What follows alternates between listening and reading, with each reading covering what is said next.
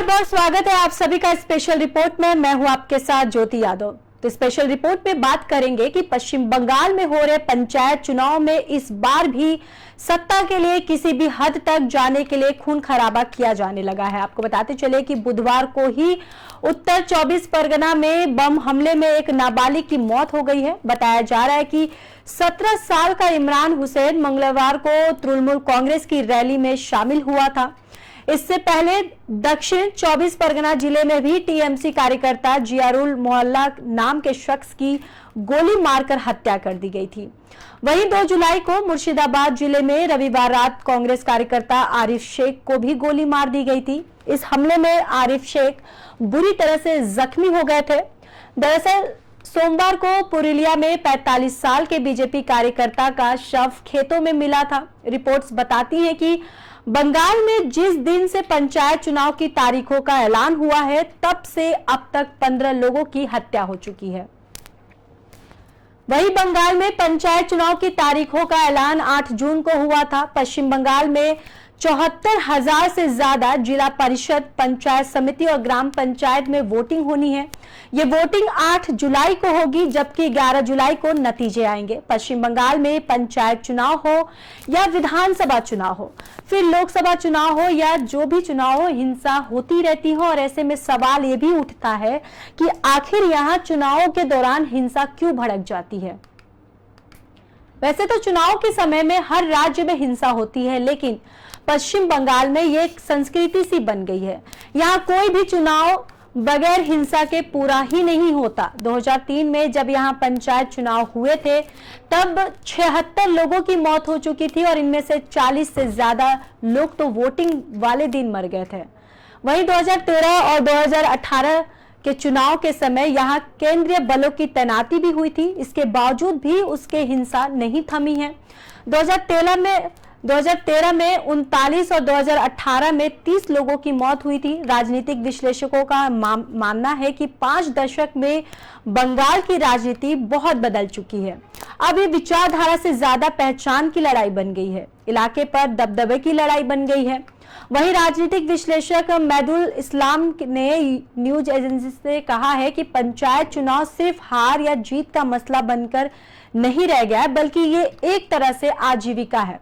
वहीं औद्योगिक विकास की कमी और बढ़ती बेरोजगारी ने ग्रामीण और अर्ध शहरी इलाकों में लोगों को सरकार पर निर्भर कर दिया है। उन्होंने बताया कि मनरेगा और दूसरी ग्रामीण विकास योजनाएं पंचायतों में पैसा कमाने का एक जरिया बन चुकी है।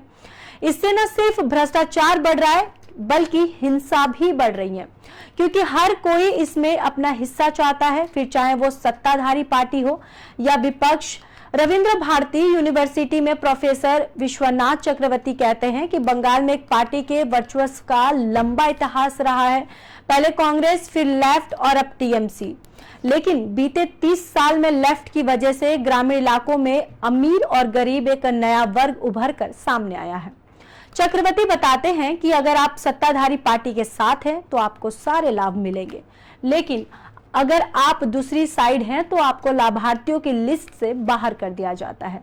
ये ट्रेंड अभी भी जारी है। दरअसल मुगल शासक शाहजहां के बेटे और बंगाल के गवर्नर रहे मिर्जा शाहजहां ने 17वीं सदी में बंगाल को शांति प्रिय बताया था, लेकिन बंगाल का मिजाज इससे थोड़ा उल्टा रहा है।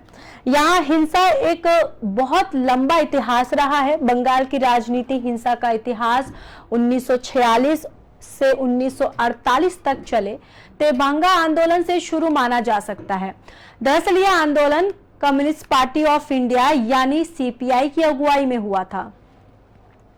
इस आंदोलन के कारण कांग्रेस समर्थित जमींदारों और किसानों के बीच जमकर खून खराबा हुआ था और 60 के दशक में भी यहाँ कई खूनी आंदोलन हुए थे। 1959 में अगर बात करें, जहां पर फूड मूवमेंट और स्टूडेंट्स मूवमेंट के दौरान राज्य में हिंसाएं हुई थी। इसके बाद 1967 में चारू मजुमदार की अगुवाई में नक्सली आंदोलन शुरू हुआ था। दरअसल इस दौरान कथित तौर पर जमींदारों, पुलिसकर्मियों और राजनीतिक विरोधियों की चुन चुन कर हत्या की गई थी। 1972 में कांग्रेस फिर जीत गई थी और सिद्धार्थ शंकर रे मुख्यमंत्री बने। बताया जाता है कि उनकी सरकार में विपक्ष को खत्म करने की भरपूर कोशिश हुई। फिर इमरजेंसी के दौरान भी बड़े पैमाने पर हिंसा हुई, विपक्षी नेताओं को गिरफ्तार किया जाने लगा और ऐसे में पूरे देश में ही हो रहा था। लेकिन बंगाल में ज्यादा हुआ। 1977 में लेफ्ट की सरकार आने के बाद कुछ सालों में बंगाल में शांति रही, लेकिन विपक्ष ने लेफ्ट पर साइलेंट थ्रेट्स का कल्चर लाने का आरोप लगाया। लेफ्ट ने भी फिर वही किया जो अब तक यहां कांग्रेस करती आ रही है। ये वो दौर था जब ममता बनर्जी कांग्रेस में हुआ करती थी और 90 के दशक में लेफ्ट की सरकार ने बसों को किराया बढ़ा दिया था।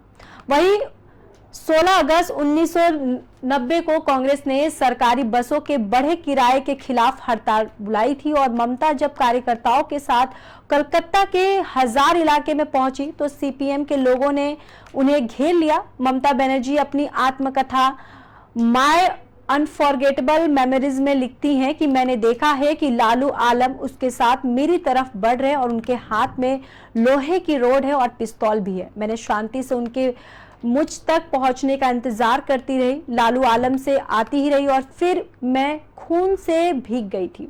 इस मामले के बाद ममता कई दिन तक अस्पताल में भर्ती रही। साल 2011 में लालू आलम ने ममता बनर्जी से माफी मांगी थी और उसने कहा था कि सीपीएम ने जबरदस्ती उससे हमला करवाया गया था। 2019 में लालू आलम को इस केस में बरी भी कर दिया गया है। इसी तरह 21 जुलाई 1993 को कलकत्ता में ममता बनर्जी की अगुवाई में कांग्रेस ने एक और बड़ा प्रदर्शन किया।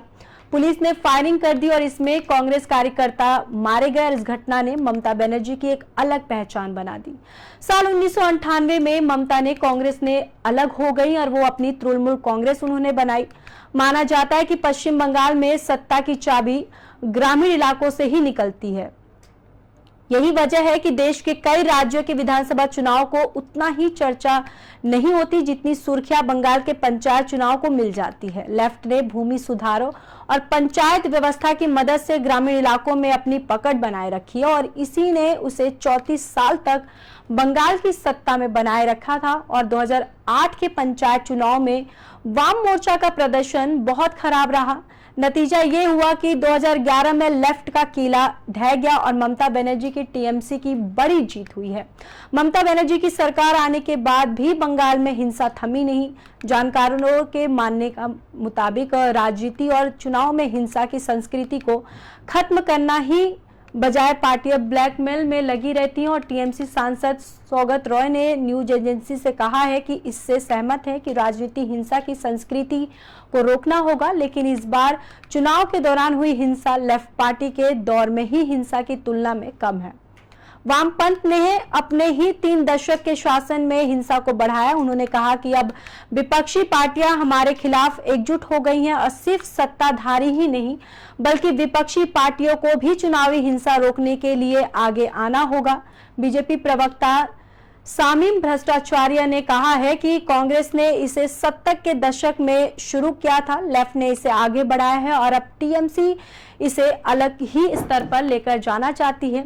सत्ताधारी पार्टी को हिंसा रोकने के लिए इच्छा शक्ति दिखानी होगी, लेकिन मौजूदा सरकार राज्य को राजनीतिक हिंसा और हत्याओं के मामले में टॉप पर रखती है।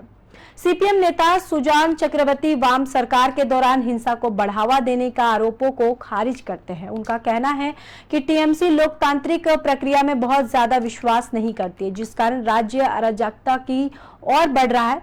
दरअसल रिपोर्ट्स के मुताबिक पंचायत चुनाव की तारीखों के ऐलान के बाद से अब तक कम से कम 15 लोगों की हत्या हो चुकी है। 2018 में 30 लोगों की मौत हो चुकी थी।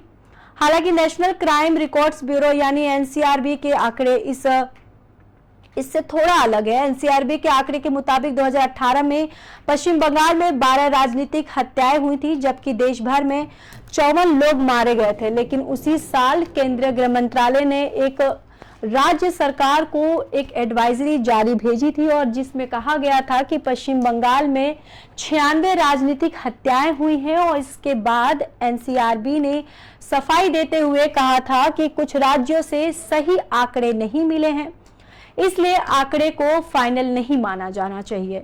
वही एनसीआरबी की आंकड़ों के मुताबिक 2012 से 2021 के बीच 10 साल में देश भर में 840 लोगों की हत्याएं राजनीतिक मकसद से हुई हैं। इनमें से 95 हत्याएं पश्चिम बंगाल में हुई हैं और कांग्रेस के प्रदेश अध्यक्ष अधीर चौधरी ने कहा है कि टीएमसी की सोच सब कुछ हड़प लेने वाली है और यहां किसी भी तरह के विरोध की कोई भी जगह नहीं है जिसने अराजकता को जन्म दिया है।